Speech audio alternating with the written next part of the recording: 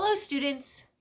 My name is Mary DePaul, and I'm a teacher at Fort Washington Elementary in Fort Washington, Pennsylvania. I'm going to be reading Chapter 2 of Escaping the Giant Wave by Peg Kehret. I do want to give a shout out to Peg Kehret. I emailed her, and she responded right back to me, giving me permission to read the entire novel to my students. We had started this novel in our library class and we got interrupted, and now we're doing distance learning. It's April 2020, and she gave me such wonderful email saying, yes, please go ahead and read. And so I do thank you, Peg Kehret, for that permission. So without further ado, Chapter 2. We spent the next 3 weeks planning our dream vacation. Mom wanted to walk on the beach.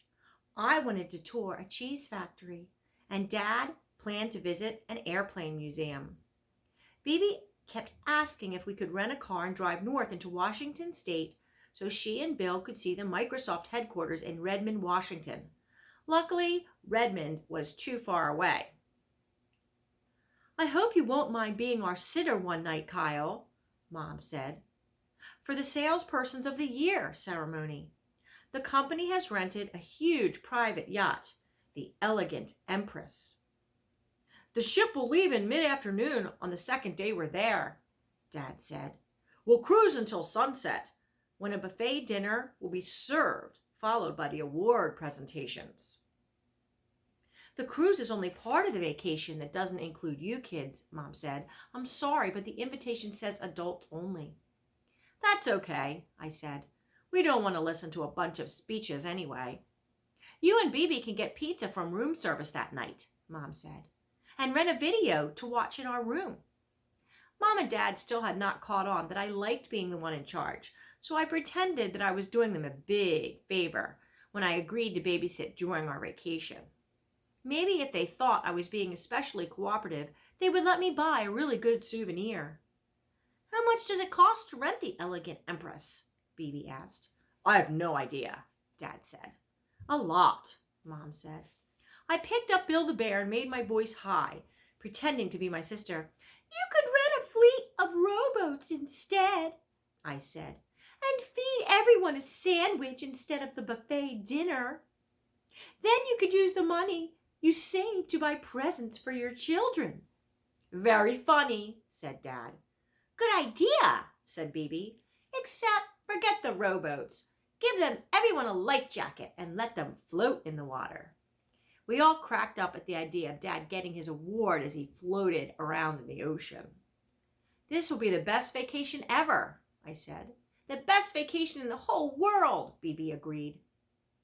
The Saturday of our departure for Oregon finally arrived, and even though we had to leave the house at 5 o'clock in the morning to get to the airport on time, I woke up before my alarm went off.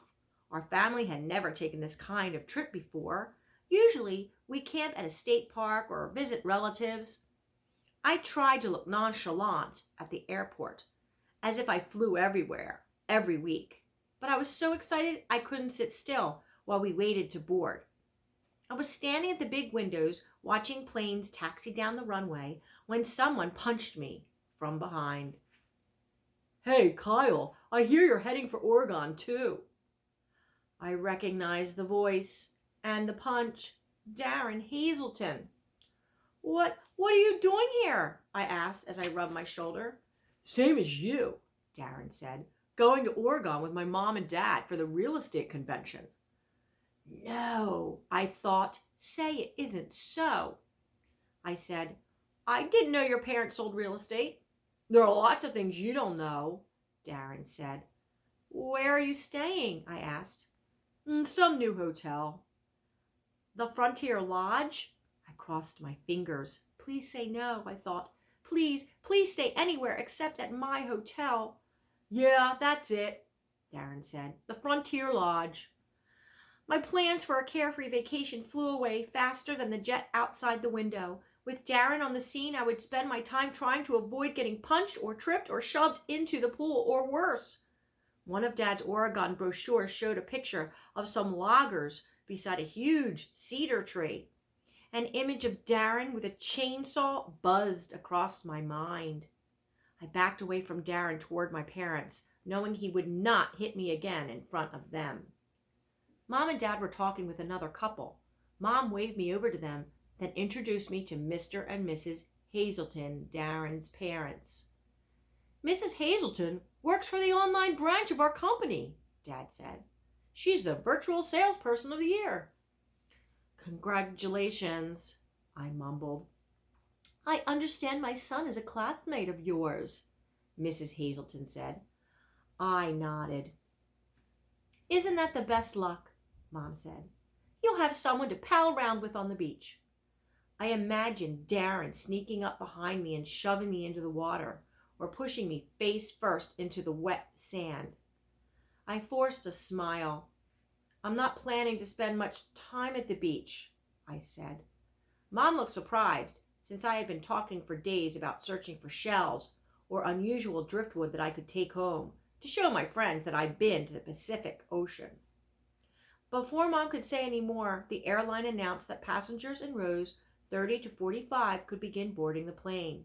We quit talking and waited for our new row to be called. Darren and his parents sat 3 rows ahead of us. I played cards with Bibi during the flight, used earphones to listen to music, and ate everything the steward brought.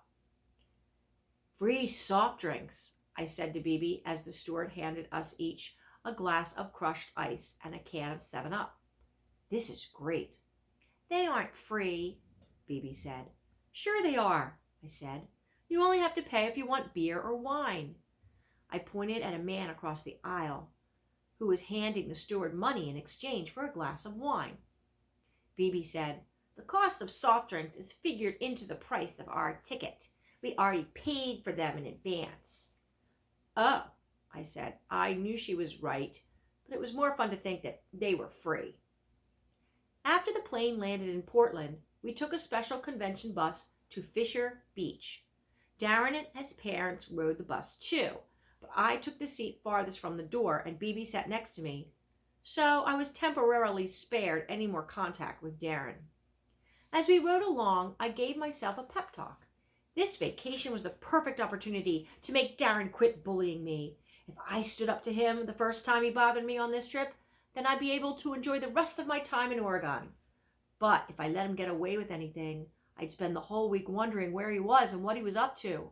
I didn't want to spend the first really good vacation of my life hiding from Darren, so I knew I had to take some action. I remembered my summer goals. Here it was, the middle of July, and my batting average was stuck at .220. My scooter had broken a wheel, and my raise in allowance was still in the "we'll see" category. It was time to deal with Darren. The bus dropped most of the passengers at hotels in the town of Fisher. When we finally arrived at the Frontier Lodge, my family, the Hazeltons, and one other couple were the only people left. By then, I had resolved to put an end to Darren's pranks. The next time he punched me or pushed me or did any of his revolting tricks, I was going to speak up. With both of our parents nearby, I should be able to talk back to Darren without getting maimed. The Frontier Lodge didn't look much like the drawings in the brochure. Instead of a driveway lined with fir trees, there was a plywood sidewalk, the kind that was used around temporary construction sites. The word lobby and an arrow had been spray painted with red paint on plywood. A yellow bulldozer rumbled back and forth, scraping the area where the nature trail should have been. A flatbed truck held containers of shrubs to be planted. I saw Mom look uneasily at Dad, who was frowning as he followed the red arrows toward the lobby. Welcome to a first-class hotel, I told Bibi. We should ask for a refund, Bibi said. There isn't any water in the swimming pool. She pointed at a large concrete hole in the ground that was surrounded by a 6-foot fence. We walked beneath scaffolding and finally reached the lobby where 3 workers with staple guns were noisily laying carpet. A too cheerful person greeted us. Welcome to the Frontier Lodge. We have reservations, Dad told the woman behind the desk, but we didn't know the hotel was still under construction. We were delayed by a labor dispute, the woman said. You'll be staying across the street at the Totem Pole Inn. I'm sure you'll be most comfortable there." "Why weren't we notified?" Mom said. "We are supposed to attend a convention here." "Our convention and dining facilities are ready, and your meetings will be held as planned," the woman said. "But our guest suites didn't get finished. I'm so sorry for the inconvenience. We were lucky to find rooms for all of the convention registrants who had planned to stay here. Many of them are at hotels in town. At least you are within walking distance of your meetings." She said it as if we were and should be grateful, rather than disappointed. "We ought to get a discount on the room," Bibi said. "Being across the street from the convention is not as good as being in the same hotel. What if it rains?" The woman behind the counter leaned forward and glared at Bibi. "There's no nature trail," Bibi said, "and no water in the swimming pool. That's false advertising." "She's right," Dad said. "The rate we were given was for a brand new hotel, and with the convention meetings on site.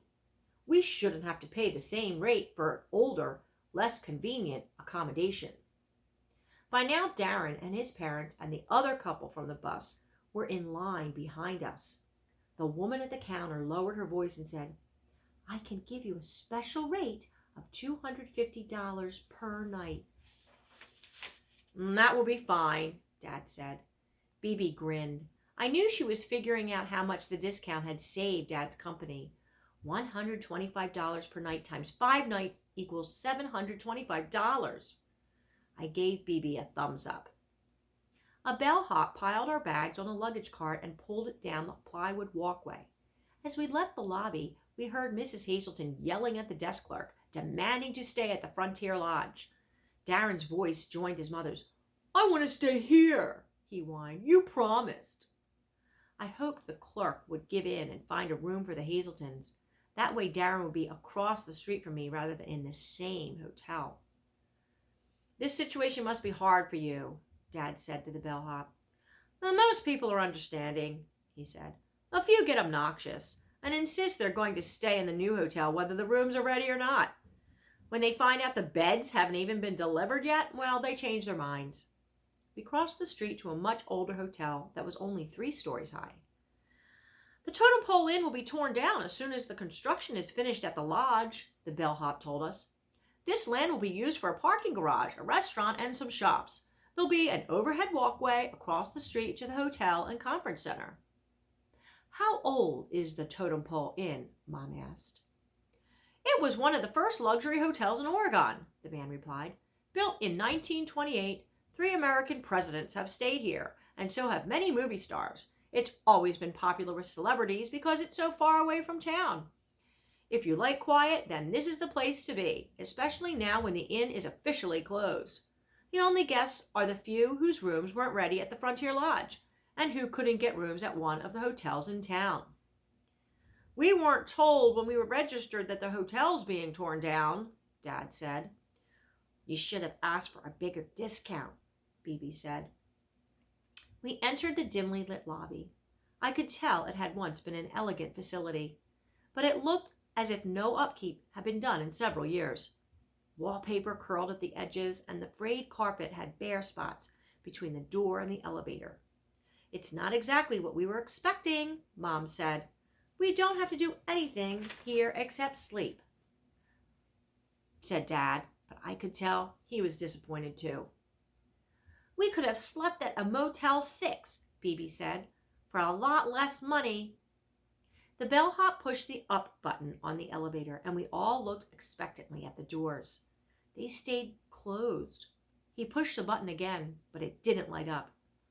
"Looks like the elevator's out of order again," he said. "Do you mind walking up to the 3rd floor, or do you want to wait in the lobby while I call the repair service?" "Are there any first room floors?" Dad asked. "None that still have furniture." "We'll walk up," Mom said. The bellhop couldn't take the cart full of luggage up the stairs, so he carried Mom and Dad's bags while Bibi and I each carried our own. 2 full flights of stairs later, we puffed into our room. Bibi ran to the window to look at the ocean view. Mom checked out the bathroom. Dad tipped the bellhop, and I stood in the doorway watching Darren. and his parents walk toward me.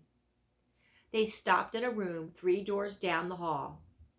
My dream vacation was beginning to seem like a nightmare.